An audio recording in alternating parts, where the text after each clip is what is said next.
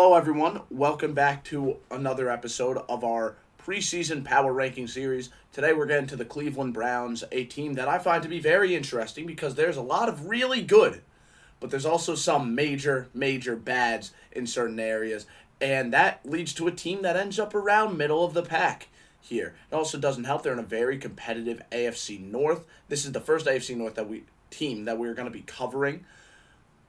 You know, it's going to be a fun division, and this is going to be one of the many fun teams in it. Yep. Anything you want to get into before we get to that head coach and culture?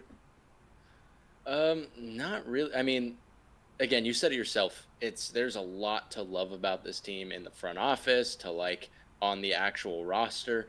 But then you've got blemishes at very important positions that really limit this team's ceiling that, again, we're going to get into really shortly here.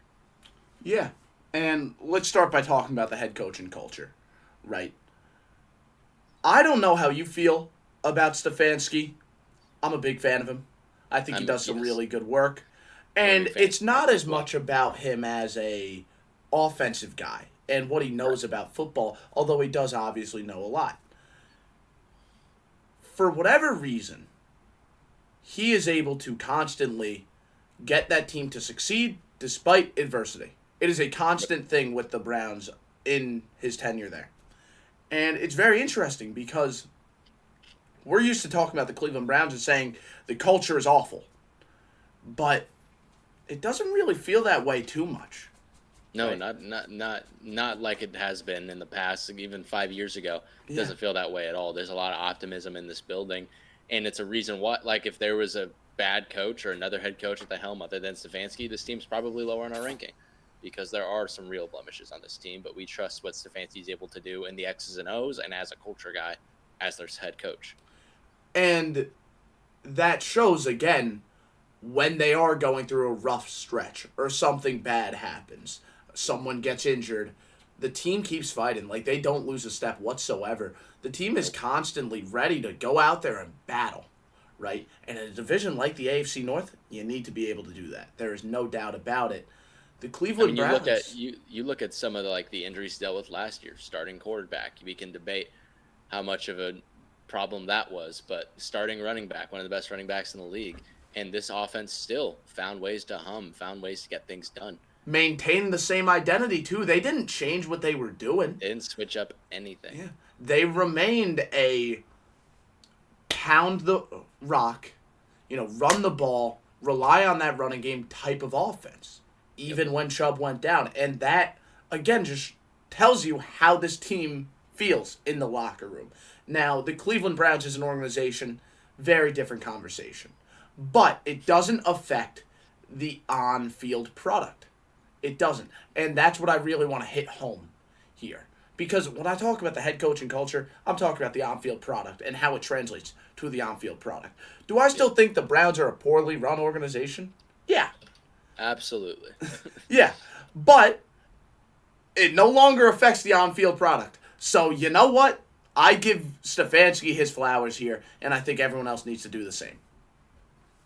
I completely agree with you, and I mean, there's a reason he won Coach of the Year not too long ago. You know what I mean? Like, he is that type of coach. He is, again, we'll get into it, but he was working with debatably the most important position in football. He was dealing with a quarterback who's getting paid way too much money and isn't good, and then a Joe Flacco who came literally off of the couch and won Comeback Player of the Year in this offense. So if that doesn't tell you everything you need to know about Stefanski, not only culture guy, but from a X's and O's standpoint, I don't know what to tell you. Yeah. Let's talk a little bit about those X's and O's, right? Because I don't know how you feel, but now with Ken Dorsey there, I don't really know what we're supposed to expect out of this team. Because it will still be Stefanski's offense. Absolutely. But Dorsey's offense is, really different. Really different. Super so different. I'm curious how it kind of meshes together. Ken Dorsey, by the way, was the offensive coordinator for the Bills. Who got fired. Yeah, he got fired because he didn't do a great job. He was very quarterback dependent. Meanwhile, Stefanski is let's kind of do everything except for the quarterback. Let's rely on everyone else, right? The only similar thing here is a lot of gap scheme. A lot of gap scheme runs. Besides that, in terms of the identity, everything's going to be... It's polar opposite. I'm so excited to see how they meet in the middle. So it's really cool because when I was thinking about it, this is kind of bleeding into getting the quarterbacks here with Deshaun Watson. But when you think about Deshaun Watson's best years in Houston, it's when that team was quarterback dependent, and it was more, hey, out of structure, go do what you want. We're lining up an empty, do what you need to do. That's not in this offense, and we've seen Watson struggle. So I wonder if Dorsey's brought in to kind of maybe bring a little of that back. Maybe we see Watson revert to his former self when he's not having to run within the structure of the play. We'll see. I think, again, this is Stefanski's offense through and through, but I'd imagine that's what they brought Dorsey in for, trying to lock more out of Deshaun Watson. Yeah, that was kind of my thought. But, I mean, like, I just don't think Deshaun Watson's good, but... Well, yeah, I'm kind of on that train at this point, but we could get to that when we get to that. I want to talk about it more from the scheme. With how different Dorsey's offense is in terms of like the base formations and their ideology, the identity of Dorsey's offense compared to the identity of Stefanski's offense, with those being so different, I get it, you want to maximize Deshaun Watson, but maybe the reality is Deshaun Watson just can't be maximized in this scheme. And maybe instead of trying to get the best of both worlds and failing completely, maybe just embrace the Stefanski identity, right? And I mean, that's what I would do. If I was the team, I'd be like, yeah, let's embrace Stefanski. Let's not put all our coins here on Deshaun Watson. Figuratively, literally, they already did that. Put all their coins on Deshaun Watson, but you get my point. All their guaranteed coins. Clarify it. All of it is guaranteed. Jeez, that's a ridiculous contract. Well, we might as well I think we kind of have to hit a little bit more on what Stefanski does, right? Okay. It's going to be Dorsey's offense is shotgun, right? A lot of spread out passing concepts. Spread 2x2. Spread out, yeah. It's not really too much progressing through reads and more of you see this type of defense or you think you see this type of defense, go here. And if they kind of disguise something and it's not what you thought, well then here's your next coverage beating route. And that's kind of what it is. It's less of a natural progression and more of a every route is supposed to be an answer to something type of thing. Right. And that's why you saw so many times with the Bills, Josh Allen kind of just stared at stuff, right? Because we think it's going to be a cover 3 or a cover 3 buzz, but it's actually cover 2. It's invert cover 2. Yeah, it's invert cover 2. And, it isn't just invert cover 2. They kept this guy locked in man coverage, and now it's just too different from the very textbook basic way we drew it up. And I don't know what to do. Let me create a play out of structure, and a play was created out of structure. But it's Josh Allen. Yeah, because it's Josh Allen. Now the hope is that same exact thing happens, but it's Deshaun Watson. Right. Will that be the case? We'll get to that. But that's how Dorsey likes to run his offense. Stefanski, like I said. Stefanski is, rhythm passing game. Yep. Rhythm passing game. You will get your play action shots. Joe Flacco. And we saw Joe Flacco do that. Yes, we did. You will get your play action shots. Even when Chubb isn't doing damage, the O-line itself is good enough to make that run game a threat. They are going to come at you inline tight ends. They're going to come at you with condensed personnel. Teams always have to respect the run game, and that's how those deep passing lanes will get open. But it doesn't matter if the QB can't hit them. And we talked about it. There's a lot of good. There's a lot of bad. Deshaun Watson is like the number one major impact. Deshaun Watson is most of the bad. Yeah. Is a majority of the bad. Mm-hmm. And not even like we talk about the off the field stuff all you want. His on the field play is just not good enough. It's not. He's not a good quarterback, I would say, at this point in his career. And we're not just saying bad relative to the contract. He's bad. No, he isn't playing like a starting caliber quarterback. I wouldn't even say he's a starting caliber quarterback right now. He doesn't get through. Again, Fancy's offense, rhythm-based passing, they're going to run the ball, and you got to get through your reads sometimes. It's 1, 2, 3. That's what it is. And Sean Watson can't do that, or he hasn't shown that he can do that in this offense. His accuracy is not good. He's just not good playing within the structure of the play. And it's such a difference from, again, when he was in Houston, as I mentioned, when they just said, Watson, go do something for us, please. But the thing is, he's not even making the plays out of structure anymore. And that's the problem. He isn't. Exactly. He's no longer making up for maybe it. Maybe it's you missed 2 years of football. Sometimes you're not very good anymore. Or maybe he just got the money and he was just like, guaranteed contract. That means I make it no matter what. Who cares how I play? I'm getting the bag. Like, that could be the reality here. And there's a large group of people who are like, no. We still believe in the Sean because they won that Ravens game last year. And they're like, oh, we won that game because you watched that game back. The Ravens lost that game, okay? That was not Deshaun overcoming the odds. That was the Ravens choking like nobody else has choked before. And there's a lot of other people on this team. It's not hard to win with this team. We saw with this offense, I should say. We saw Joe Flacco get up off the couch and win and go to playoff games for this Browns team, right? Like, this is such a quarterback-friendly scheme and a quarterback-friendly offense. You expect a lot more from a guy who's making this much money. And even if he wasn't making this much money, we'd still be saying you need someone else at quarterback. If he wasn't making that much money, he'd be gone. He would not be the starter right now, right? Like, this isn't just, oh, he's a first-round pick, so he has a long leash.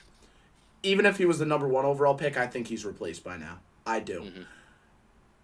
But they're paying him so much money. It's not like they have an escape. They get rid of him, they still take the money. They still take the hit.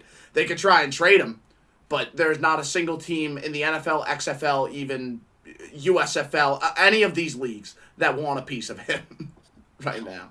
Like, he is that bad.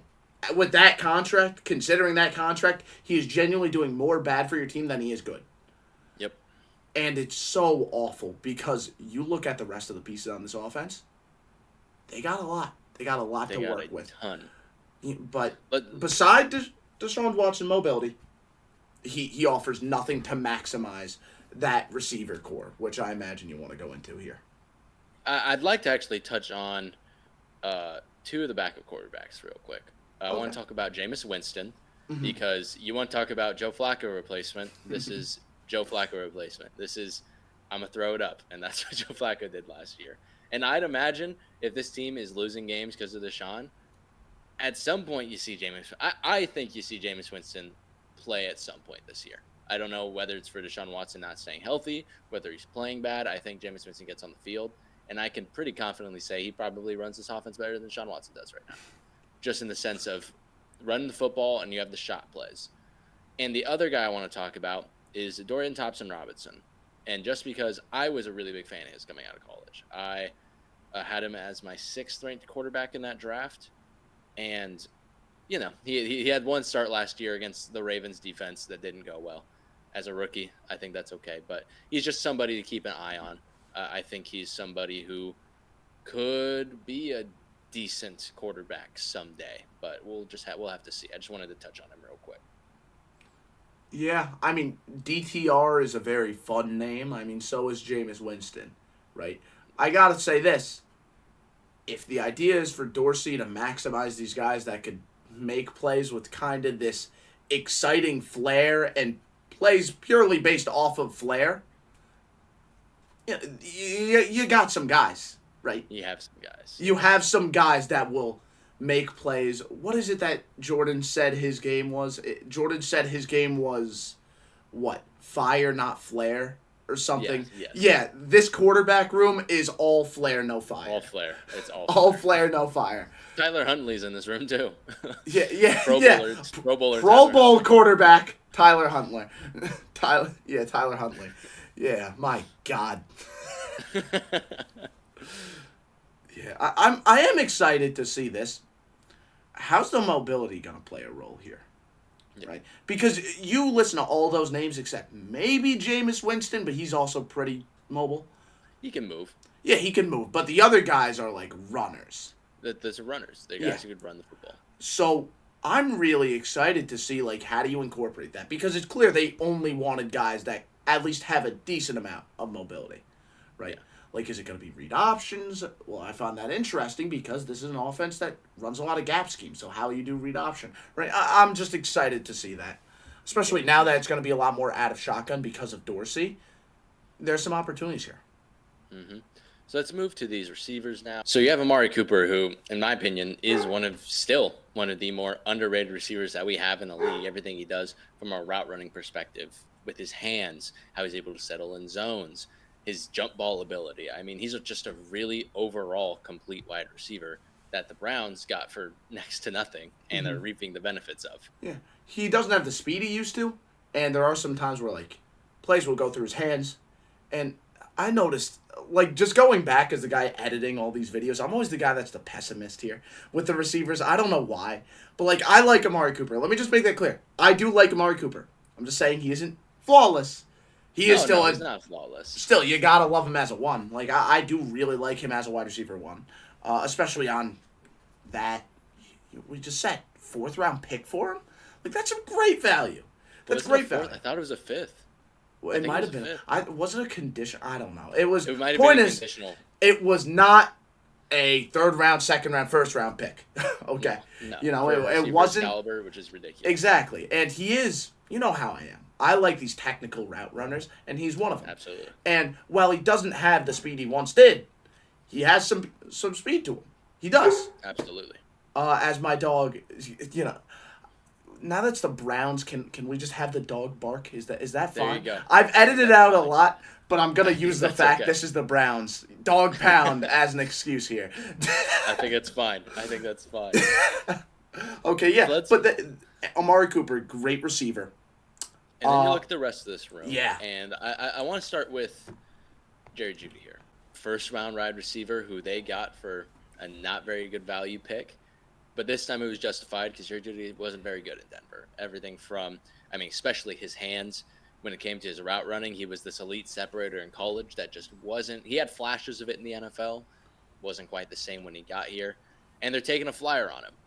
Mm-hmm. We'll see. I don't have high hopes because it's weird with receiver. It's rare you go to another team and are suddenly. It's not like. It's not like an offensive lineman going to a different scheme and suddenly they're better. Exactly. Usually with receivers, you see what you get, and what you see with Jerry Jeudy doesn't get my hopes up, but we'll have to see. Obviously there are exceptions to the rule, but I am kind of in agreement. I will say this though. You know how I am. The route runners, they excite me. Yes, I do think he's a good route runner. I do. Is he as consistent as you would like? No. But he is a good route runner. He can get separation. It's just catching the football. He kind of has that Calvin Ridley problem. Yes. You know, and I think them taking kind of a gamble on him, I don't get why they extended him. That was really stupid. But them taking a gamble on him. Yeah. Wow. Them taking a gamble on him is very similar to the Titans gambling on Calvin Ridley. Right? Right. And I was kind of a fan of I wasn't a fan of the contract yet again, but I was a fan of the addition. The same way I'm kind of a fan of this addition. I am. Because he is someone who, again, he's shown the ability to separate, and that's the name of the game at receiver. I don't think he'll ever be the Jerry Jeudy we expected out of college, but he is a good, capable route runner. And keep in mind here, he's going to be the 3rd option. He's going to be working a lot in the slot. So I like it. He can be the 2nd option if he's really good and impresses. But I think worst case scenario, Jerry Jeudy is the 3, like a rotational 3. And honestly, even then, in terms of the draft capital they gave up to get him, like that's a fine investment. Right? Absolutely. It's literally just the contract. If they do this without giving the contract extension, you're not really thinking about it too much. I feel good about it if they didn't give him that contract. The contract is where I'm like, oh, that sucks. But the good thing is he doesn't have to be the 2. Because Elijah Moore, who they did a very similar thing with, the only difference is they didn't extend him. And this one, that I think that the return on investment is pretty good because they didn't extend him. Elijah Moore, I think, is a good 2. He's also been good. Like, he's been good for the Browns team when he's been healthy. Exactly. As a slot guy, Z guy. I'm not going to lie. I don't know how you feel. I look at this Browns receiver room. I think it's one of the more underrated in the NFL. Not just because of the top 3, but they have the guys back there. Yeah, They have some guys in terms of depth. They do that And I like. like David Bell, I think as like a wide receiver 4, you can't get a lot better. Yeah. David Bell's a Well, good player. and then I'm a Cedric Tillman guy too. You are a Cedric Tillman guy. Okay, cool. Yeah. I wasn't as high on him as some other people, but like I see the traits. I see what he Yeah. can be. I And in mean, an offense I that don't know likes what to those take other shots, people thought of him, but the way I look at it, they kind of have a guy for everything, right? You have Cedric, or they have two guys for everything, really. Cedric Tillman and David Bell are like the bully ball, big possession guys, right? Then you have Amari Cooper and Jerry Jeudy as like the separators that are savvy route runners, right? And then you have Jamari Thrash and Elijah Moore as like the after catch speedy playmakers, you know? And I like that. I like the idea of just having a room that's too deep with each different type of receiver. And then, of course, they're going to complement each other well because you have like the three main receiver archetypes. Yep. So I'm like excited to see Jamari Thrash specifically in this offense. Mm-hmm. I think he's a really good fit, and when you think Stefanski and what they're able to do, get the ball in their hands, in people's hands quick, Jamari Thrash is really good after the catch. Yeah. And I am excited to see what he does there. And I also like, again, he didn't get used much last year, but Cedric Tillman, in the sense of, hey, they want to run the ball and take a shot play, Cedric Tillman's the guy you want to throw a shot play to. Mm-hmm. He's just height, weight, speed, athletic jump ball guy. That's what you got from him. So exactly. I'm excited about this room. Yeah, for sure. I think it, if not the most underrated wide receiver room, I think it is one of the most. It's one of underrated. the most for sure. Yeah. But it's an interesting room for sure. Let's talk about these running backs though, because I also think they have one of the best. Not even one of. Probably it might be the best. best. I think it's the best. If Nick Chubb is like Nick Chubb again, it's the best running back room in the NFL. Yeah, because Nick Chubb, if he is Nick Chubb again, is the best running back in football. Oh wow, that's as a pure runner. As a pure runner, yeah, he's the best pure mean. runner. We're not talking like if we take, catching in the equation, sure he's still pretty good at that too, but not elite at it. He's not McCaffrey. But if we're talking between the tackles, we want to go downhill and run the rock. Nick Chubb is the best running back. Mm-hmm. My only thing is, I don't know if I could just expect him to come back from that injury. That's where this comes. That's where the concern is. It's almost wrong to expect Nick Chubb to be the same coming back from that injury, that caliber of injury, for the type of runner he is, which is downhill, which is like he's gonna get beat up. Mm-hmm. But when you have the names behind him, and they do, I'm not even gonna talk about, like, we're looking at the our lads depth chart. I'm not even gonna talk about Jerome Ford yet. I actually want to talk about Dante Foreman first. I think Dante Foreman in this offense is going to be awesome. I'm so excited to watch this. He's a good player. He's a good player. If you don't remember when back when he was with the Panthers and before he took that contract to go to Chicago, and McCaffrey got bounced, and they were like, okay, we have some maulers up front, let's just run the ball. This guy was if you want to talk about downhill runner behind this offensive line, I am excited to see that. Yeah. I think he could have a really good season. But outside of that, Jerome Ford, player. Naheem Hines. He performed well last year. Naheem Hines has his role, man. He has a role. As a third down receiving back, he plays that role really, really well.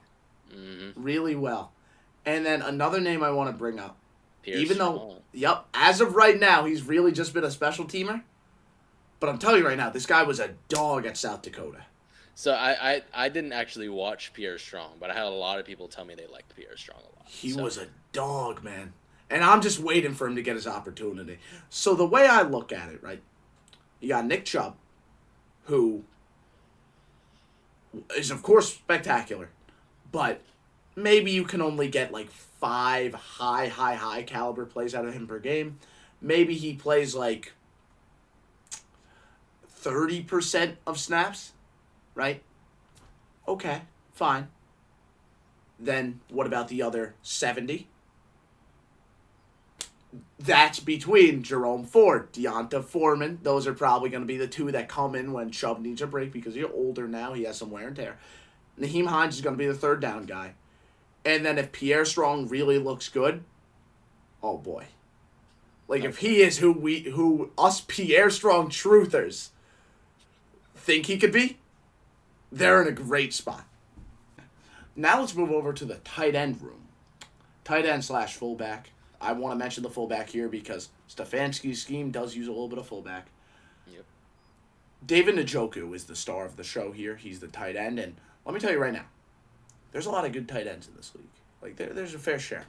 I think Njoku kind of gets lost in the mix with, like, the very good ones that aren't quite elite, when in reality, I think he's closer to, like, the Kelsey tier than a lot of those other guys. You know? Njoku, as an after-catch player, is so electric. So electric. I don't think he gets nearly enough respect, mainly because he's a Cleveland Brown, but, like, he's kind of the one on this offense. Like, when they're throwing the ball, he's absolutely the one. Yeah. Especially in this style of offense that values tight ends as much as exactly. Right? Mm-hmm. And which is why if you watched our Patriot video, they have an offensive coordinator that was under Stefanski, and we talked about how, like, Hunter Henry's in for a good season, or, like, the tight ends in that room, because that's what this offense is predicated on. Play action shots to the tight end, or play action to the tight end. And Njoku's damn good at it. Yeah. And he could block, too. Like, he's a good blocker. He's a good inline guy. He's a freak. He's a freak in nature of a tight end. He's a reliable target, big body, large catch radius, who consistently makes plays after the catch. Like, he's almost like a Deebo Samuel type. He has, like, the Deebo Samuel type of effect. And, like, oh, he caught the ball. Okay, tackle is going to get broken. Like, it feels like it is 100% of the time. And I remember, was it this last offseason that Njoku had gotten that contract extension? That was a pretty hefty contract extension, and people were like, oh, why did they do that? Well, you pay freaks like this. Yeah. You pay freaks that fit your offense. Exactly. And the fact is he does both. He's a freak of nature, but he's perfect for the offense they want to run. Yep. So I give him I give him the respect I don't think enough people give him. Right? But it's not just him in this tight end room. They do have Jordan Akins, who I do think is a much better player than he gets credit for, too. Like, he's a nice blocker. He's an impressive blocker. Good blocker. Yeah. And that's, like, a tight end, too, that's what teams want. I don't think people understand that. Like, when you're the second tight end, you're mainly out there to do the dirty work, hand in the dirt. And especially in this scheme, like, let's say Njoku goes down, they're fine having him out there. Not the best, like, after you're not guy. excited. You're not. Like, you're not excited about what he does with the ball. Yes. But when Jerome Ford has the ball, you need people blocking, and Jordan Akins is going to do some damage there. He's also got some reliable hands. Like, he's just like, he can set he doesn't his drop own it. and just don't. He doesn't drop hands. it. Now their fullback. I went to the fullback expert with this one. Giovanni Ricci. Yeah, exactly. He is my source with these fullbacks.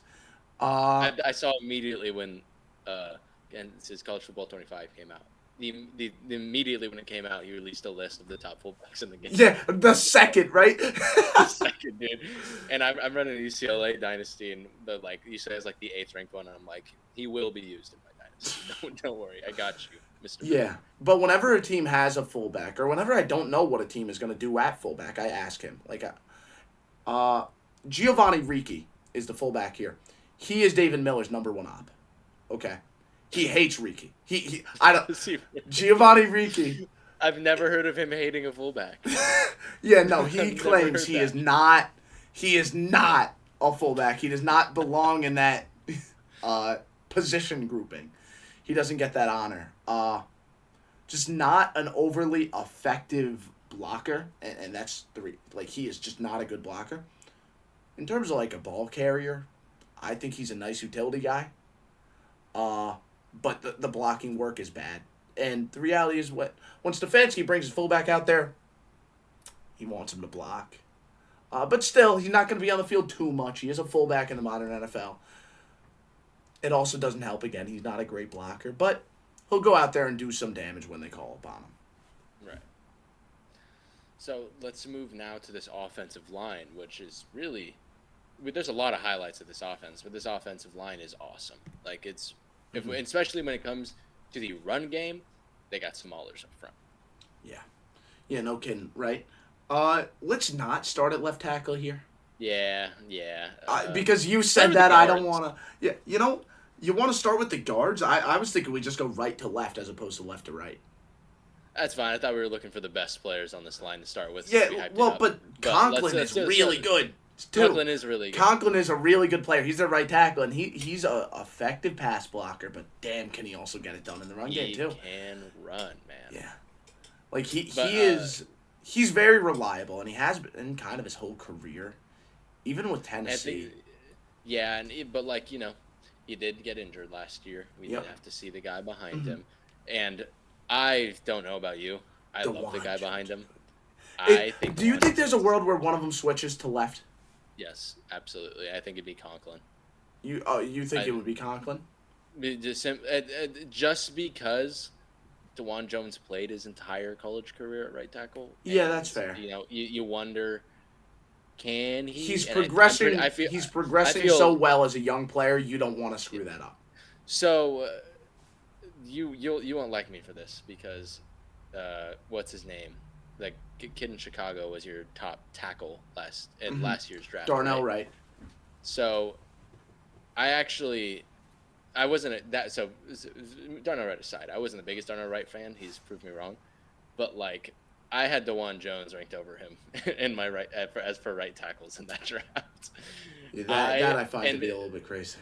I know, it's okay. I was the biggest DeJuan Jones truther, and still am. I like the traits, but I mean, if you told me his rookie year DeJuan Jones would look that good, I'd be shocked. That's kind of where I was at. I was like, I thought the Chiefs should have taken him at the end of the first round. But you thought day one he was ready to come into the NFL? I thought maybe, day one it'd be some. I thought he could play. I thought he could develop during the season and be a good right tackle. I'm just surprised by how quickly he developed. With me, that's the main thing. Like, I think when I look at tackles, specifically the big ones, the like freaks like him, you look 6'8". He's crazy. Crazy. I look at their feet, and you look at a guy like Evan Neal who had balance issues in college and still has feet issues today. DeJuan Jones is a dancing bear in college. His foot speed, his agility at that size was like wow. And then he went to the Senior Bowl, and he only did it one day, but that one day he did it was jaw dropping. He was incredible, and I was just like convinced from like a sense of. Sure, maybe it'll take some time to adjust to the NFL, but like, it's rare to find an athlete, a guy that huge. Like, we're talking a ginormous individual, one of the biggest tackles. He's giant, with that kind of foot agility, and I was just like convinced. I was like DeJuan Jones truther. I hope they find a way to get both of them on the field because Conklin is a really good player too, right? DeJuan Jones, worst case scenario, he just carves out a role in the future. Like that's what I'm expecting, sadly. But I hope you're right. I hope maybe they move Conklin to left tackle because again, he's just been reliable his whole career. He's been really reliable as a pass. Yeah, I can't imagine. He's been reliable as a pass blocker, and as a run blocker, he's like a mauler. But then we get to the interior, and oh my goodness. Oh my goodness. Oh my, specifically the two guards. Yes. Wyatt Teller. Again, they're getting older at this point, but they're still like, really good. Wyatt Teller and Joel Bitonio. If they're not the best, they're the second best. The only guard duo I think is better would be Tyler Smith and Zach Martin, and even then, I think it's close. I mean, there's some other groups that I'm excited to get into later on. Okay. But we'll get to them. I'm thinking purely as players. The first one that comes to my mind is a certain LA duo, but that is mainly projection. I'm not gonna lie. But yeah, no, I'm not going to disagree with you at all, right? Teller and Bitonio are phenomenal players, and they're older, so like you're not worried about they're blitzing. Bitonio's not going to be aware when they disguise the Mike linebacker blitzing. No, Bitonio sees it and then he kills him. You blitz and it's like we do not care. Yeah, exactly. And the really fun thing is that they don't just have these guards who are really good. Like.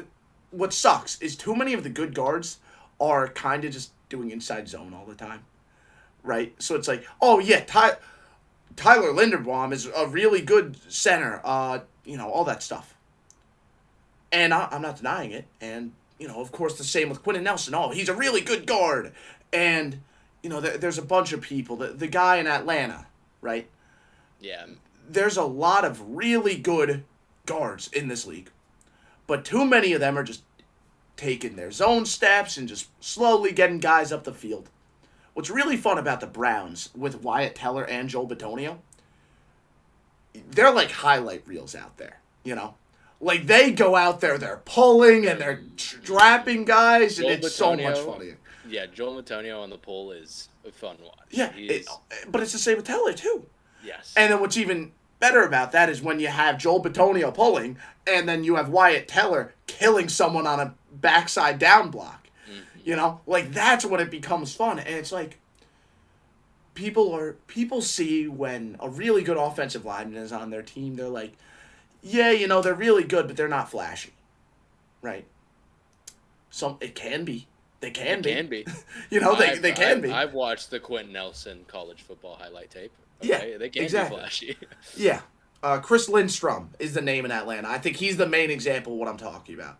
Right? I completely agree. I think really good. Like, I'm not saying he's a bad guard, but it's kind of boring. He's really good, and he doesn't whiff on blocks. But, I mean, how many times are you just going to drive people down the field? Show me a pancake, dude. Show me a pull. If you're that good, show me you laying a guy out. Screen. Get downfield on a screen. Yeah, exactly, right? Like, the Browns have good linemen, and they use them. Maybe. Hmm? I said, now, is that an Arthur Smith problem? Maybe, but... No, I wouldn't even say that, because it makes sense. It makes sense to just have your guys zone block a bunch. But it's just like, it's more fun when guys are moving and wiping guys out.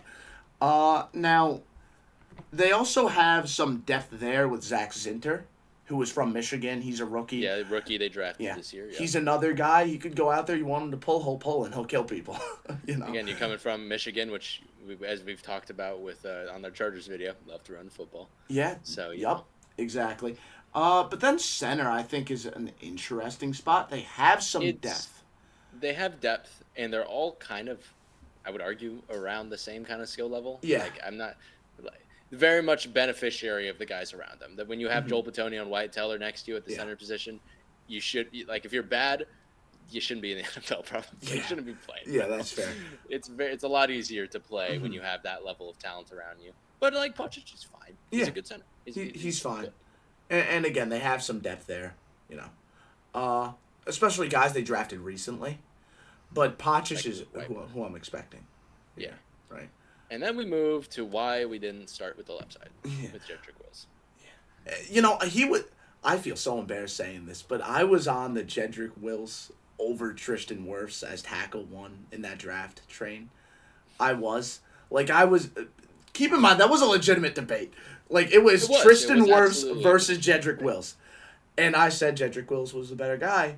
I was wrong. For sure. But in all fairness, first off, I wasn't the only guy. And second off, it was my first draft class. So therefore, any mistake I made... Bill Callahan picked him, okay? Yeah. So you're right. You can't... If he was wrong, too. Yeah, there you go, right? And, you know, Alabama offensive lineman, I'm sorry for expecting that to go well. Like, yeah. But still, no. He's not the worst player on earth. Like, I'm not going to act like he's You're not sitting here like, oh, man, we have Jedrick Wills starting. The season's over. Exactly. It's just...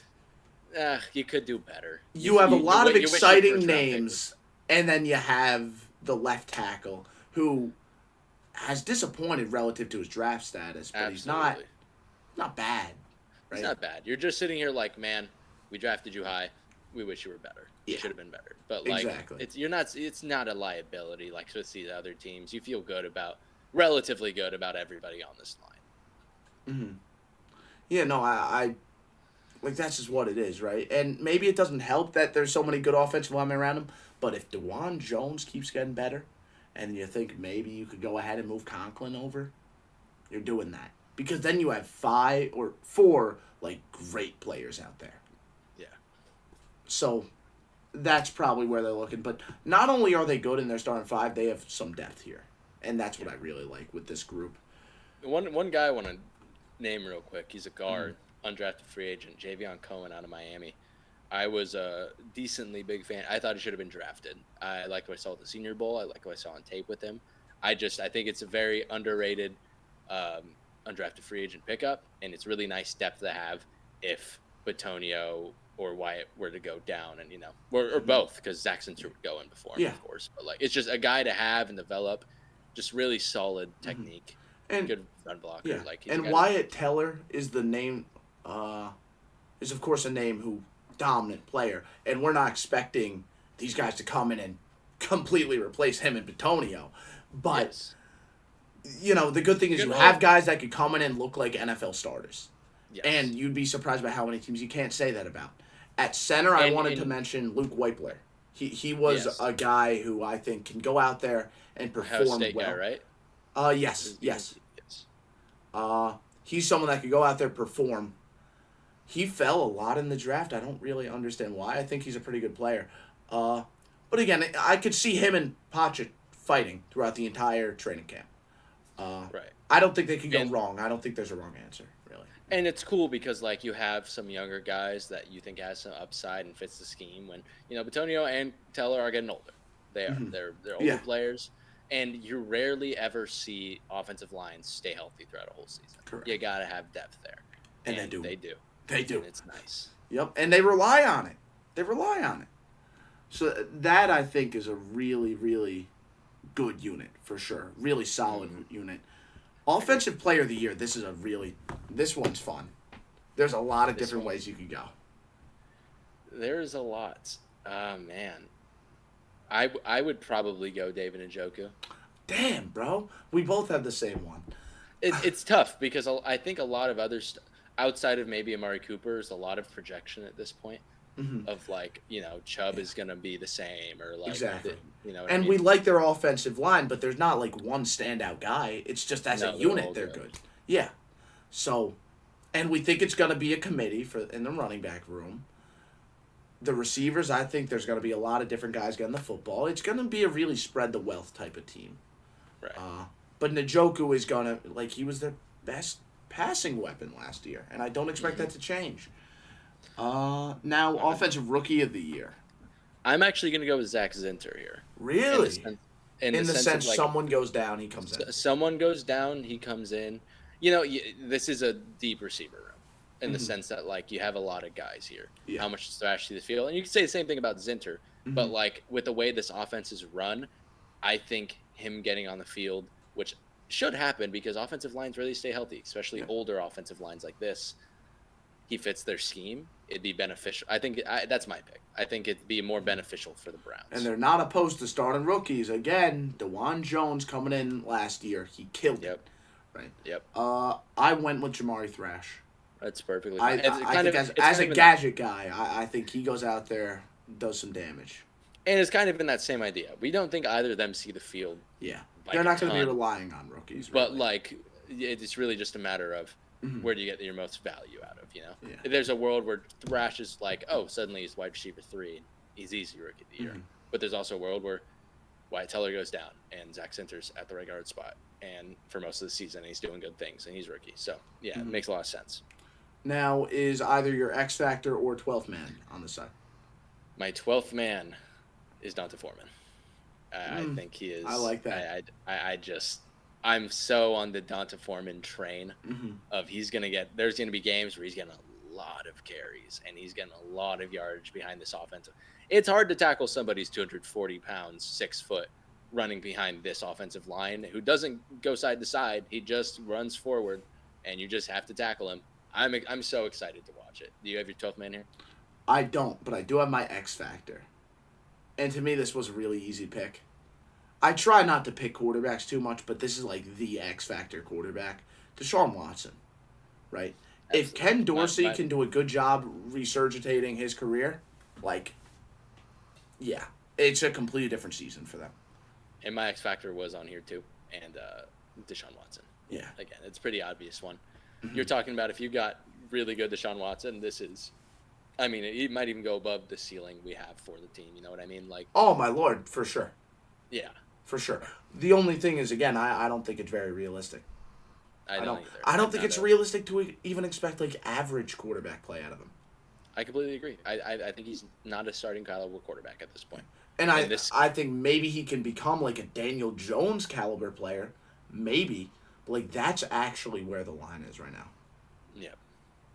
But let's move off of this offense and we'll move to this defense, which was one of the best in football last year, manned by Jim Schwartz. And it's funny, Jim Schwartz gets a lot of recognition, and he deserves it. He's a fantastic defensive coordinator. I don't know what you think. I don't think he does anything too exotic or too crazy. Or I sent a tweet out when I was watching this Browns defense film and really trying to understand what he does. It is not. The defense crazy. Being this good wasn't Jim Schwartz doing anything too crazy. It was just, I have this personnel. I'm not going to overthink it. Cover one every damn play. Exactly. Like, that's literally what it was. It was, hey, I'm smart enough to know the guys I have on the field and how to utilize them. This isn't some exotic Mike McDonald scheme we're looking at here. This is a standard scheme that he's a good feel for the game, good feel of where his players should be, what they should be doing. It's a good coordinator, man. Single high, cover 3, cover 1, like all the time. Yep. Cover 1 pretty much all the time. Change up pitch, cover 3. Yep. That's what it is. It's me and Madden, essentially. I run cover 1 and then I run cover 3 when it's third and long. Yeah, exactly. Like that's what this is. And again, I give him credit for recognizing he has personnel that could do that. But I'm not going to sit here and act like, oh, Jim Schwartz, defensive assistant of the year. No way. Yeah. Like, what's he doing? Right? He it's put the pieces together. With the players. It's hard not to with the players on this defense. The players on this defensive roster, it's up there. It's one of the best in the league. Again, I think a lot of people overthink that. I think a lot of coaches would overthink it and throw some exotic stuff. Oh, yeah, we're really good at man, and we're really good at man, so we're going to fool you by running quarters. We're going to run Tampa, too. Yeah, and it's just like, oh, wow, man, you beat me. Yeah, like, I give him a lot of credit for just doing what he was supposed to do. You have really good personnel. Rely on that personnel. Very simple. It's a simple scheme. Cover 1 all day long. That's what they want to do, and he's not stubborn. He'll change it up when he needs to. Yep, he's not. He's got a good feel for his players and in the game. He's not. He's adaptable. He knows what to do. But we're not looking at some crazy exotic scheme where he's masterfully crafting the stuff. No, it's just a really good defensive roster with a guy that isn't overthinking it. Mm-hmm. Now, tell me, strongest part of this defense, what unit do you think? That's really hard because there's 2 fantastic units on this defense. Mm-hmm. But I have to go with the defensive line. It's hard not to. That's where their best player is. It's where maybe the best edge rusher in football is. Yeah. So I say so. I would say so too. So I'm glad we're in agreement. Let's just start with him. Yeah. Myles Garrett is on this football team, and when Myles Garrett is on your football team, you win. You typically win some games. Okay. He is just incredible. As an edge setter, as a pass rusher. You can't single team him. You have to double team the guy. And that's what kind of makes the rest of this defensive line, not only are they good players, but when you have Myles Garrett there, it frees up everybody else on your defensive line. What I find so amazing is he demands double teams every play, and then you still be like, okay, we have him doubled. Now what else do we throw at him? Because if you just double him... He just beat our double team, actually. Exactly. He beats it with ease. He beats it with ease. He's just so powerful. Remember... I don't remember what team it was, but there was one play where he kept switching sides, and the tight ends would just follow him. Oh, and they just followed him for 3 straight seconds. Of him just and it was just okay, I'll let you take the delay of game. I'll keep doing this because you have to get set in order to snap the ball. Or the illegal motion. Exactly. Yeah, exactly. So funny. So it causes some hysteria. I remember the first play of Myles Garrett's career was a sack against the Jets. It was literally. I remember I was in my living room for some reason watching a Browns-Jets game 4 years ago. Poor soul. Who does that? Poor soul. Who does that, by the way? But first snap of his entire NFL career, you see everything. The get off, the strength, the sack. You know what I mean? He is that elite defensive player.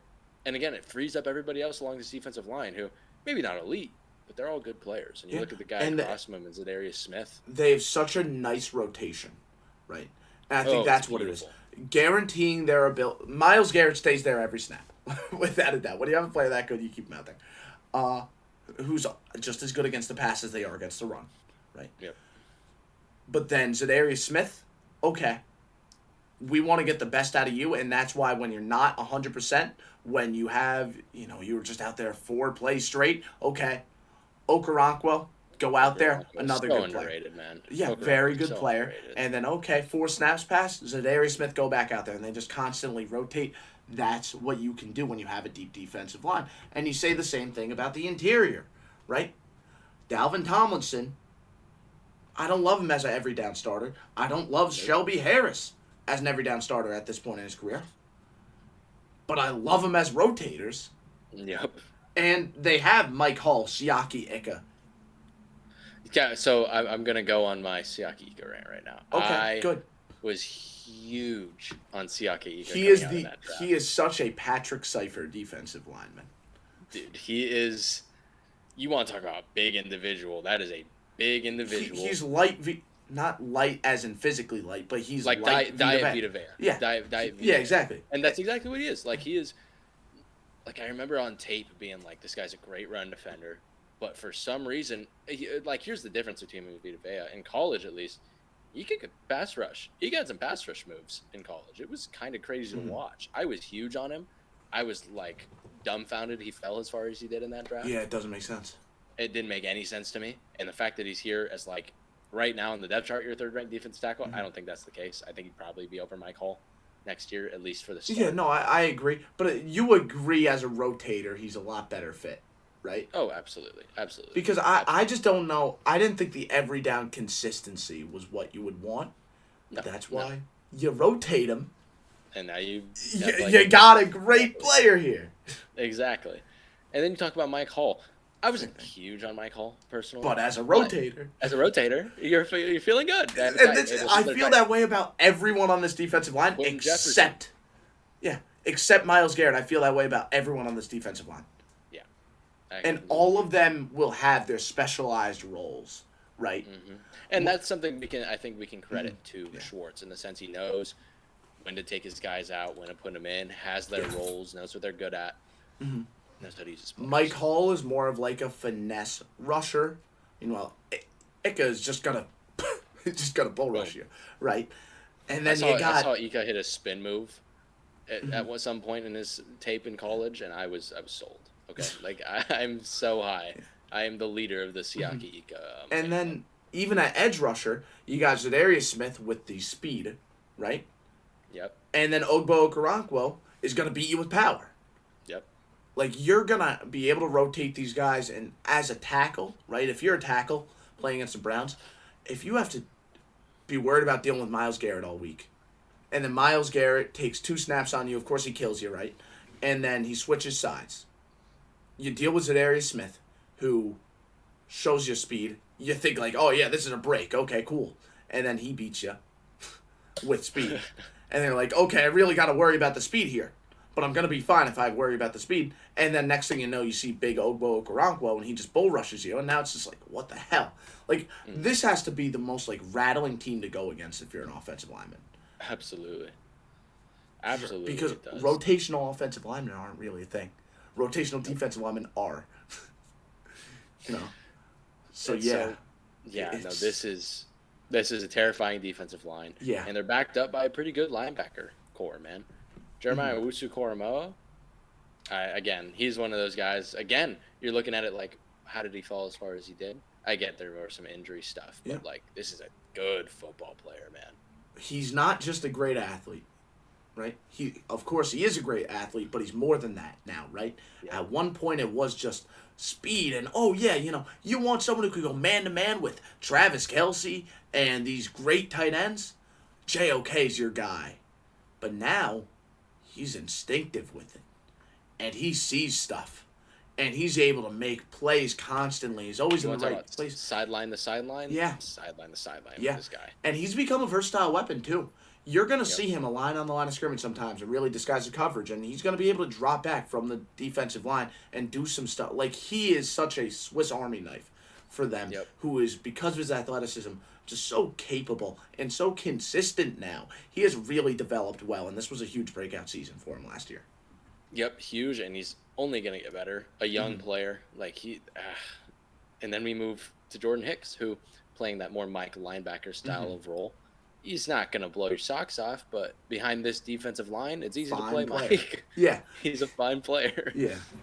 Exactly. And they do have another super athlete in Devin Bush, but Devin Bush hasn't put it together quite like JOK has. Now Not maybe quite. he can. I don't know. That'd be nice. Yeah. Actually, I don't know if it would be nice. As like a Dolphins fan, I would not be happy about that. Yeah, but imagine you have two JOKs, or at least like JOK That's gets injured. terrifying, We man. need another scary athlete. Okay, Devin Bush is our guy. Because I mean that's the thing. You need linebackers that could do similar stuff. Maybe not quite as well, but you need them to be able to do similar stuff. Devin Yep. Bush can do similar stuff, just not as well. Because he's I also do a great agree. athlete. But yeah, no, it's a very interesting, very good linebacker room, I think. Mainly because of JOK, but also because Mainly 'cause Jordan of Hicks JOK. doesn't have to do too much. Yep. Right. I happen to agree, but now we move to the secondary, which is where you're like, this could have been the other option for best Yeah. position group on this team. If it was It's just just- corners, I think you say it is the best. Absolutely. At least the trio. The trio is The best in I mean, football. it's incredible. Denzel Ward is a true cornerback one. As a He's elite. cornerback one. Now, all these stats are inflated. I wrote down some statistics because I don't think they Okay, get enough yeah. credit. They run a lot of cover one because they're all really good in man. And I know these stats are a little bit inflated because Myles Garrett's rushing off the edge and they have a good defensive line. But still, I'm just giving you the context. These are still mind-blowing statistics. Absolutely, go.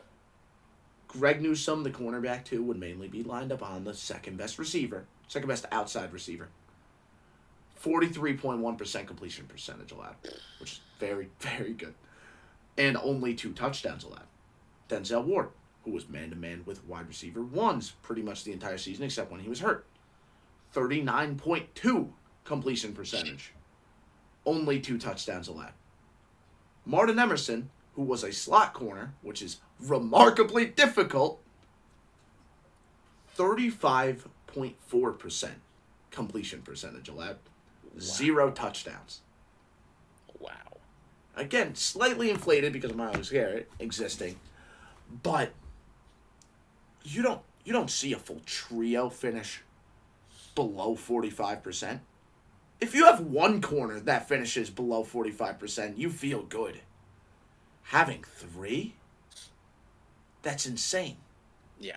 That's And insane. there's one thing, not to be a Debbie Downer here. There is one thing with this team, and it's that yes, these guys are really good at man coverage, but they did show like against some of the speedier receivers, some of the more elite guys, they had their trouble because that's kind of the risk reward of playing Yeah. cover one high.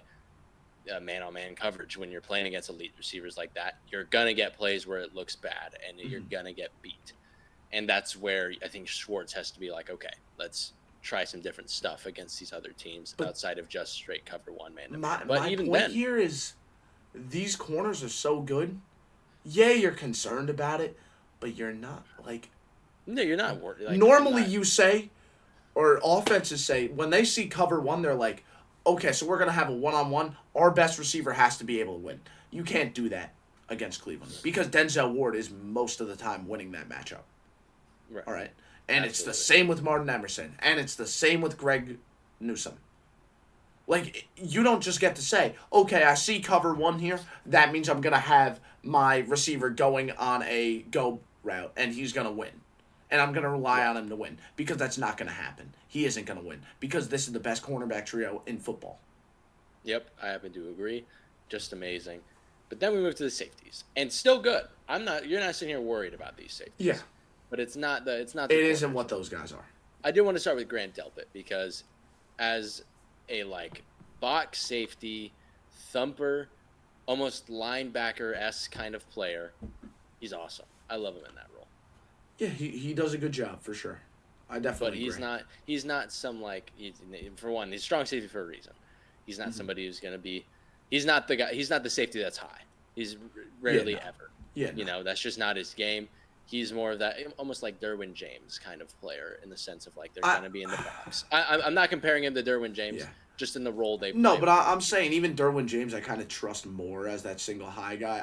I would Absolutely. say he's more Absolutely. similar to like a Jamal Adams. a little bit. I think that yeah. Like I think someone that's a more better like comparison. that is purely a box safety. He's almost a linebacker at this point. Like he's truly almost a Yeah. linebacker at this point. Yeah, You know. exactly. And like he can go like you trust him more in coverage than a linebacker, of course, against speedier guys, Yes. but point Yes. is he is there mainly to play. Like he is a box safety. That's what he is. Yep. And then you move Juan to Thornhill. Juan Horthill.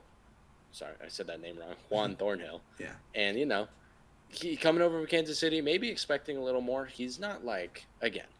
He's fine. He's not a liability. He's fine. Yeah, he's fine But in his for role. somebody, he was better in Kansas City. I'll tell you that. He was definitely Sure. a better player in Yep. Kansas City, and he's fine in his role. And again, playing on a defense that has Myles Garrett makes your job easier 100% of the time. Yep. But he's again, you're not sitting here super impressed either. Yeah, no. But at the same time, how impressed are you going to be by a pure high safety? Right. With corners that lock people up on every play. Like, Totally. you're not really going to be. But again, he does a good job in his spot. I will say this, the depth isn't, it really isn't at corner. It just doesn't, or at corner or safety, really. It The doesn't depth really in the exist. secondary in general is Like, the only guy I like in terms of depth is Rodney McLeod. That's the only guy I'm, like, fine starting. Everyone else I'm worried if I were to start. I happen to agree. I do happen to agree. Well, now, that's- let's move to those defensive superlatives, right? Defensive player of the year, probably the most obvious. It's Myles Garrett. It's Myles Garrett. Yeah. But now defensive rookie of the year. They don't have many defensive rookies. You So kind of got to go Mike Hall. Yeah, Mike like Hall. that's the only one of the guys who's probably going to get play time here. he has power. I am excited to see if he can incorporate that power more into his game. Because he has the strength, but he doesn't really use it. He's more of like a finesse guy who plays like a tweener role. He's an interesting player. I don't think he does anything major his rookie year, though. And I think you have your 12th man here. I right? do. Ogbo Okoronkwo. Ogbo Okoronkwo. Yep. Yeah. Yeah. Thank you. I messed up got that it. name at first. I got it down earlier when I had to You did. say it faster. You did it really This well time, earlier. Ogbo Okoronkwo, a player. No, I absolutely. think rotating with Zadarius Smith, I think it's just such a change up. The two of them are such different skill sets. It's really interesting. I think that should be a damn good duo, complementary to Myles Garrett, for sure. Especially when you're getting single teamed every time. Yeah, Because right. They're not Yep. double teaming you. Yeah. They can't. Now, let's move to special teams. Right. Because I look at this, I see a lot of names that could play There's returner. a ton of names that can play returner here, starting with Naheem Hines. I mean, you want to talk Yep. about returner? That's him. That's part of why he's and in the he NFL. does a very good job. He does a very Yes. good job at it. Right, speedy guy. Of course, he has good vision, which I think vision is really important now with the new kickoff rules. Yep, especially being like a running back, having production as a running back helps with that vision too. Yeah. James But Prochet, James Prochet. Yep. Exactly. another guy in that receiver. Jalen Darden is here. I don't know if you remember. Like Jalen Darden came from Tampa Bay. Yeah. He's just a speedy dude they have Yep. there. So He's another guy could absolutely do that. Pierre Strong, without a doubt, he could do it. Another running back. I'm not just saying that because I'm a Pierre Strong believer. He is someone that has experience as a returner, and he did a really good job. So he's another name I want to mention. Elijah Moore can, of course, do it, without a doubt. And Jamari then Thrash, not that he has much Jamari experience Thrash. in the pass, but he's Yeah. good after the catch. Exactly. Two names I want to entertain for like creative reasons. Unless is there anyone else I didn't hit on as like a traditional returner? As a traditional returner, no, but I think I know what you're gonna say. But like, Who am I gonna say? are you gonna talk about two quarterbacks by any chance? DTR and Tyler Yeah, Huntley. Yeah. Tyler Huntley. Yeah, I was gonna get to that next. Okay, Yeah. cool. So, But no, yeah, do you think you try that out? I would love to see them try it out. Both of them are really good runners, like really good runners at the quarterback spot. Exactly. And we'll see what teams dial up with people Yeah. who can throw it across the field while running like these. So, do. for those of you that don't know, I don't know how you haven't heard it, but a division rival is trying something creative with their kick returners. They have two quarterbacks. One of them is Justin Fields, the Pittsburgh Steelers, and they are trying. We don't know if he's actually going to be returning kicks, but they're trying him out as a returner. And a lot of people saw that and they were like, wow, that's really stupid. But it really isn't, because these new kickoff rules allow you to have blocks develop and kind of throw like a throwback screen as a lateral, right? And that's the idea behind a Justin Fields as a returner, or really any quarterback as a returner. DTR or Tyler Huntley are good runners. They can potentially be doing some of that stuff. I would try it. I would, because that opens up so many lanes for you as a team. Absolutely, absolutely. I think it'd be a fun thing to try. Now, who you looking at blocker wise, being out there? Yeah, I mean, Giovanni Ricci, for sure. He's a fullback. David Miller. David Fullback's Miller's always biggest op. Yeah, yeah. Ronnie Hickman from Ohio State has experience doing that. Tony Fields is a guy for sure. But they really don't have many guys from like recent history or recent years where it's like, oh yeah, he's been a special teams ace for them. There's not many. There's not many. Their kicker and punter, I'm not in love, really. I mean, kicker especially. You got a battle between Cade York and Dustin Hopkins. Yep. Cade York was bad. I mean, he was disappointing. Dustin Hopkins, they brought in. He's a veteran. He's probably, like, all right. And then Corey, I don't know how to pronounce that, so I might need your help. Okay. Yeah, I'm not going to try. He had an insane 87 punts last year. His averages weren't special, but his volume, I mean, says a lot, so that's good. Right. So, yeah, I mean, the only thing that excites me with the special teams unit, if I'm being honest, is the return game. But besides that, for a team with so much depth, you'd think they would care more about the special teams, right? A little bit weird, but yeah, is what it is. Let's look at this schedule. It's a tough one. It's ridiculously tough, and we talk about, it's kind of a product of this team is in maybe the toughest division in football. Yeah, with the guys in here. So, where do you have the ceiling and the floor of this team? We agreed on it, but I'll have you say it. Despite the entire, oh yeah, the schedule's tough. I got the ceiling at 13 wins because listen to how we just talked about this team, right? Yep. We didn't like the quarterback. We think the offense might be a little bit weird schematically. We think defensively the scheme is one-dimensional a little bit. But besides that, we didn't just like everything. We kind of loved everything. Mm-hmm. And some of that stuff is just a little bit better than we expect or doesn't matter as much as we expect. Things can really go well here. Yeah. Things can really go well here. I mean, that and, of course, the special teams we weren't in love with. But there's a lot to love with this team, and I think that could lead to them being in a really good spot. And I'm not too worried about injuries as much as I am with other teams because they have depth. They have so much depth. They have so much depth. So again, the main thing holding this team back is Deshaun Watson. Yeah. True. Deshaun Watson, for sure.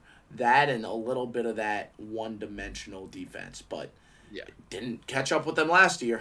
Didn't. Nope. Maybe now it's on film. Maybe it's a little different, but it's not. It's not like you're like, oh yeah, they run a lot of cover one. Exactly. We know how to expose that. We just need some time to cook that up. You walk into a game like we know what they're running actually, but we just can't seem to stop it. Exactly, because it's the personnel, right? That is the ultimate like my guys are better than your guys type scheme, and they're right most of the time. Their guys are better. So yeah, no, 13-4 I have as their ceiling. The floor isn't as high though because having a bad quarterback can catch up with you. It's still a relatively high floor considering the teams we've talked about so far. It might be the highest floor we've had. That's fine. Well, it's at 7-10. We haven't said it, but it's 7-10. Well, no, but I can't think if there's a higher floor that we talked about. You might be right. 7-10 is the floor. It probably is the highest floor, but again, like that's not. They are not, by no means are they a high floor team. No. But, I mean, when your offensive line's that good, you're going to win some games. Yes. You are absolutely. And when you have the coach that they do there, you're going to win some games. That's just how and that's the big thing, too. The coach is a big reason why the floor is 7-10. So, what's your prediction? 10-7. I'm 8-9. I'm going to one game over the floor. Wow. So, you have little optimism. That is what that is. I have little. I think Deshaun Watson's that bad. I do. I think he's that bad. That's fair. And He I is think that bad, but again, Stefanski wins, and that defense is good, and that offensive line. But this is also just a ridiculous schedule. It's hard. It's It's tough. really It's hard. tough. Let's dive This, into it. yeah. I think you've got 3 very, very winnable games to start. Your Cowboys at home with a new starting rookie left tackle, potentially starting center. This defensive line should eat them up. Yep. Yeah, For sure. I'm taking the Cowboys whole new defense now. Mm-hmm. I'm that offense relies heavily on Dak. You see this coverage. You've seen this look. You know how to beat it. This isn't a defense where you're playing chess. This is a defense where you're just fighting. Yes, exactly. And they don't have the guys to win that fight. That's the reality. They just don't. Now, there's a world where it's just like Denzel Ward isn't like CeeDee Lamb's on his Offensive Player of the Year race. You know what I mean? And Denzel But then that's normally when we see Jim Schwartz shift to that cover 3. Yep. Right? So, yeah. So, let's move. So, I say that's a win for the Browns. Yep. Then we got the Browns at the Jags. And you never know what Trevor Lawrence you're going to get. I feel comfortable saying the Browns here. I do too. Again, like, the personnel on the Browns defense is locking up those Jags receivers. Oh, my God. Locking them up. And then the offensive line's getting toasted, too. Tell me Gabe Davis isn't going to go crazy against these cornerbacks. Oh, yeah, you're right. Martin Emerson, who allowed a 35% completion percentage, he's about to get toasted. But Gabe Davis. Yeah. So 0 touchdowns during the entirety of last year. He'll allow a touchdown in this game against Gabe Davis for sure. He has one. He always has one of those games. It could be this one. Could, in theory, yeah. He is the ultimate X Factor player. And then the Giants, that offense is Evan. Let's go back to your big chart. Is Evan Neal starting? Is Evan Neal starting? If yes, loss. Okay. Yeah. And So, he's Browns likely win. starting. So yeah, for sure. So we have him winning 3 straight. Yep. But then the Raiders. Raiders is a tough one. This is gonna be a dogfight. Yeah. Deshaun Watson against this defense. That could be problematic. That can be because you very got to be problematic. precise against a cover 3, soft zone type of defense. And this isn't just a game where you're gonna be able to just pound the rock because this run defense should be fantastic. Yup. Christian Wilkins, Robert Max Spillane, Crosby. Max Crosby. Yep. Yeah, so it's gonna be reliant on Deshaun. Defense. It's on Deshaun, but it's also going to be reliant. Can this defense stop the Raiders' offense? And I feel confident it can. But you've got a really good running offensive line. Yeah. You've got a team that can run the ball. You've got some great weapons. Like Devontae Adams could beat Denzel Ward for a touchdown. Like he could have it. Like Brock Bowers could take advantage of their safeties. The fact is, I don't think the Browns can score more than 17 against the Raiders in this one. Yeah, Listen, I mean that's being generous. Yeah, without running the ball, I really don't like how this Browns offense looks because I really have that little trust for Deshaun Watson. But hey, maybe Ken Dorsey's putting it together. I think that's something we haven't mentioned.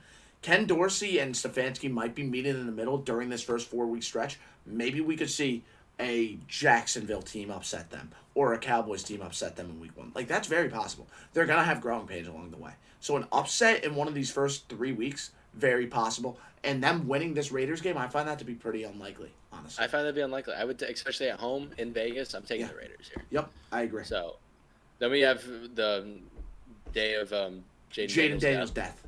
Yeah. He dies. He's going to die today on that day, October 6th. Mark it down.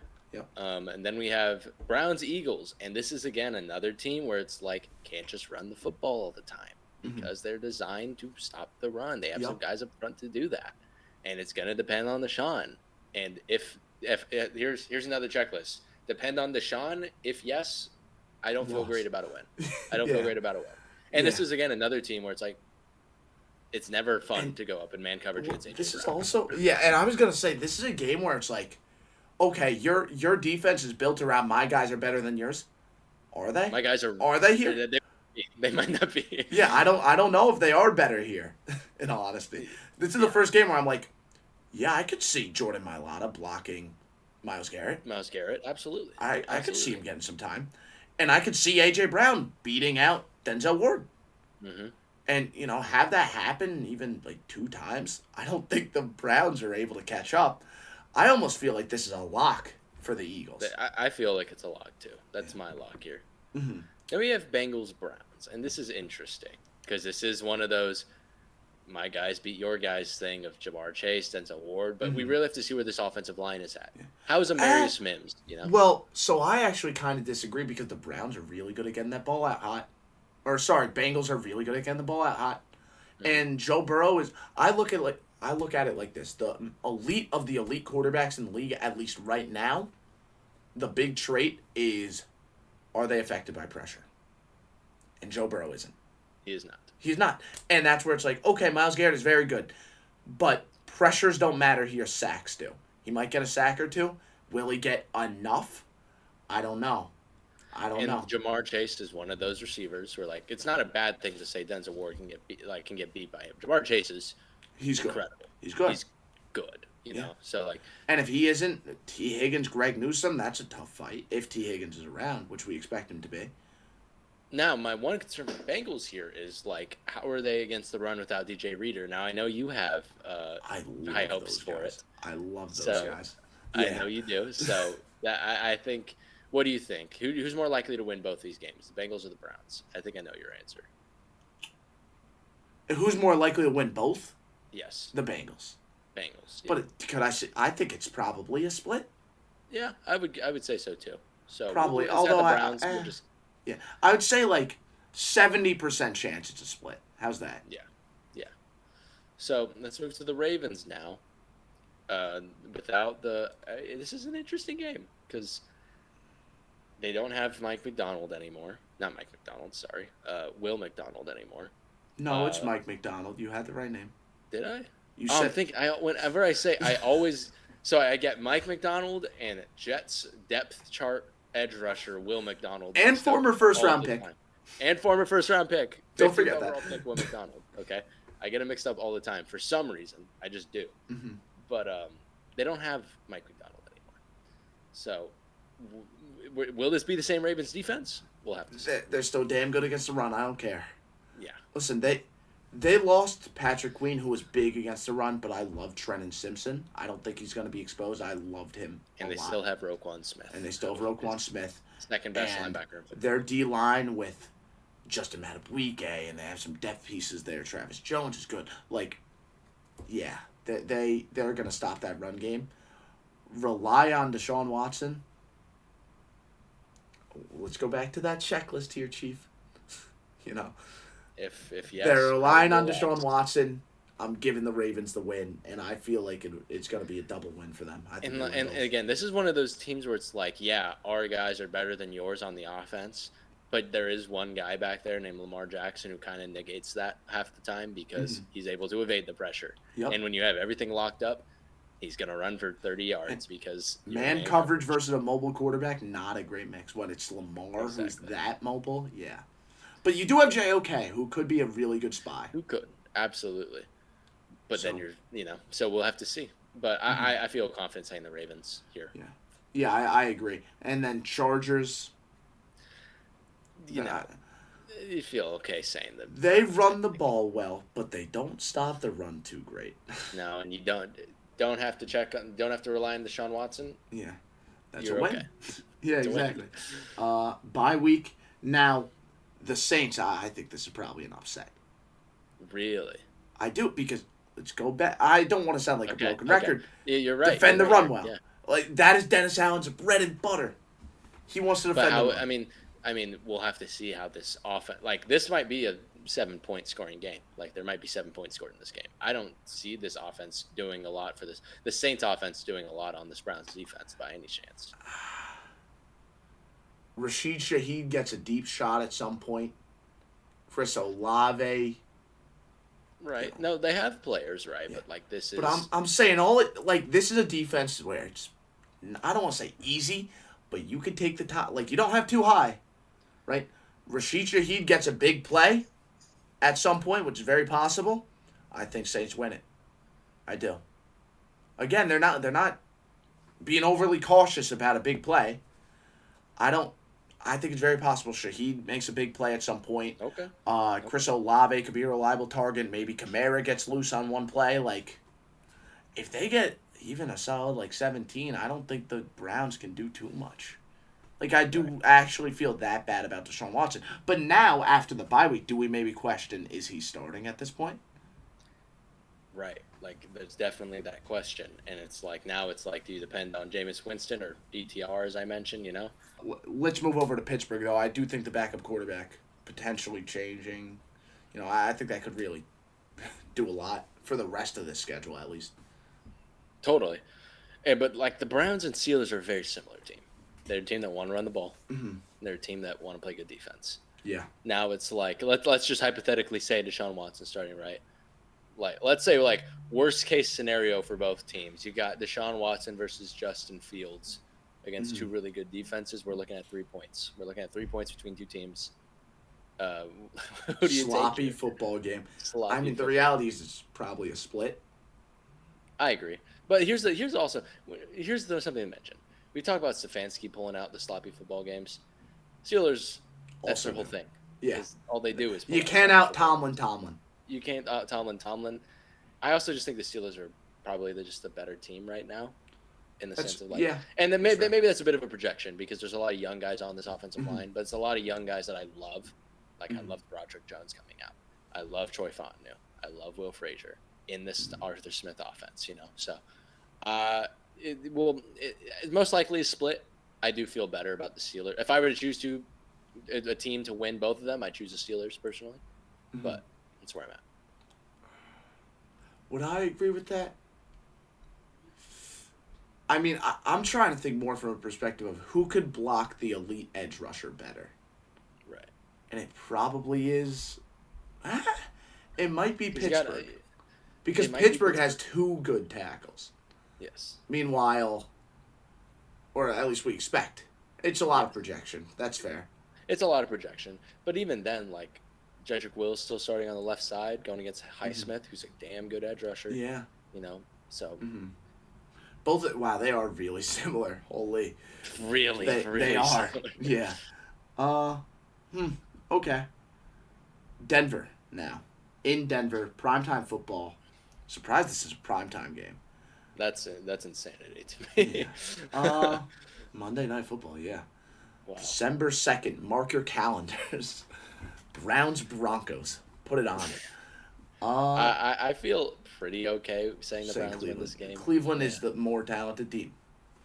That's all Absolutely. it is. Yeah. Then you have another game against Pittsburgh. So then you got the Chiefs. I feel very okay saying the Chiefs win this game, especially if Deshaun Watson's still starting. Ignore the pressure from Myles Garrett because Patrick Mahomes is Patrick Mahomes. Exactly. Andy Reid scheming up something against this man coverage. Yeah. But you know what really beats up Mahomes? You can't stop Mahomes. You could stop the receivers, and then Mahomes has no one to throw the ball to. And right, but that's when Cleveland has the guys to do that. And I think JOK man-to-man on Travis Kelce. I trust. But that's also when you're like, Andy Reid, scheme me up a man beater here. Give me mesh. Give me something here that's gonna get our guys open, like a Xavier Worthy. And you can also get a deep shot Marquise Hollywood-Brown or Xavier Worthy with that speed out of nowhere against a single high. And that, like, can Deshaun Watson keep up against that Chiefs defense, which is really Do you think that they completely shut down this run game that the Browns have? I don't think they'll be able to put up a lot, but I think they could put up enough. Maybe, but I also think they've got a smart enough defense coordinator in Spags to be like, especially if Watson's starting, like, let's focus on defending the run here. Yeah, well, you focus on defending the run. This is still a really good offensive line. It's a 7-man box. We still have two of the best guards in football. Right. Still have Chris Jones, like it's.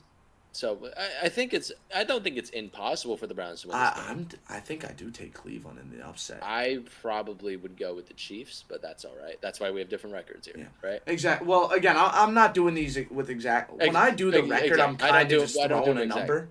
But I like to go through these games, yeah. Yeah, looks through our mindset. Mm-hmm. The Bengals, again, we talked about that earlier. This game would be in Cincinnati. And then there's just after the Chiefs, they probably lose that. Like, if they're splitting it, they're probably losing this one. Going into Cincinnati after playing as Kansas City, I don't know. That's tough. Miami. It's just interesting because, again, bad offensive line, but you've got the receivers to beat these guys in man coverage. Yeah, you do. So it's really like, can you Can you make it so? Can you do what the Bills did in Week 3 last year and what the Chiefs did in the playoffs last year, where you've got two in the cold, and you've got, hey, can we press Tyreek Hill and Jalen Wall enough on the line of scrimmage for Myles Garrett and our guys to get to Tua? Yeah. So he's under pressure, Mhm. right? This That is is their whole in game. Cleveland on the 29th of December. Yes. But it comes with that risk of, can they consistently press Tyreek Hill and Jalen Waddle, or is one of those plays, are you going to have an 80-yard touchdown because you got beat by two speedy guys? But then, that Miami defense, I do think they look better against the run. I don't think they're necessarily weak against the run, but I don't know if they could really stop Cleveland's run game in the cold. enough. It's going to be tough. Yeah. So I think I take It depends Cleveland. on how healthy they are. I think It I really take depends on Cleveland how because healthy they this is a late season game. I take Cleveland. I can't disagree with you there. Yeah. So, and then the Ravens, I really think win both to wrap it up. Yeah. Unless maybe the Ravens bench their guys or Lamar's hurt, but even then, I think the Ravens still win this. Yeah. I'm gonna be out like the Ravens are gonna give them problems. But anyway, that's all for this video. I hope you all enjoyed it. If you want more of my content, look at the link down below. Look at the channel. Feel free to subscribe. Leave a like if you enjoyed all that stuff. And then, of course, Dean has his channel. Link down below. We have more videos just like this one coming out there. I do the odd numbers. He does the even numbers. So, yeah, definitely check it out. Thank you all again for giving it a watch, a listen, whatever. And I'll see you all again next time.